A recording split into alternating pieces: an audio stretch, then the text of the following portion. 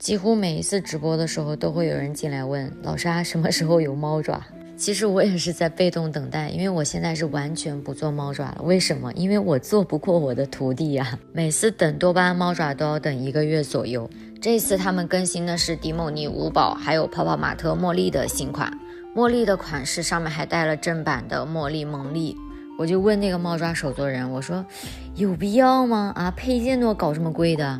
他说老沙，我就是想做的专业一点，就是想跟别人不一样。好吧，说实话，我看到实物的时候也蛮心动的。这位手作人她是2个孩子的宝妈，在口罩这件事情之前，他们家收入挺好的。她说那个时候她花钱都不带眨眼的，但是口罩之后，家里面教培行业的生意就落寞了，没办法，只能硬着头皮去找出路。没想到碰到了地胶，然后还做得这么成功。我问他，我说你要不要起一个名号啊？就像我们家48号奶父星球也是做猫爪的一个首席一样。我说我可以帮你宣传宣传。他说师傅不用了，我就想默默地做猫爪，现在这样我就已经很知足了。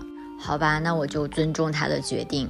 最近有很多人未经我的允许把我的视频搬到外网去，然后自己接单。有本事你搬这个视频啊，我看你搬了之后怎么做，真的是气得我牙痒痒。这些多巴胺猫爪会在周五晚上7点钟的高端猫爪专场跟大家见面，记得来我直播间哦。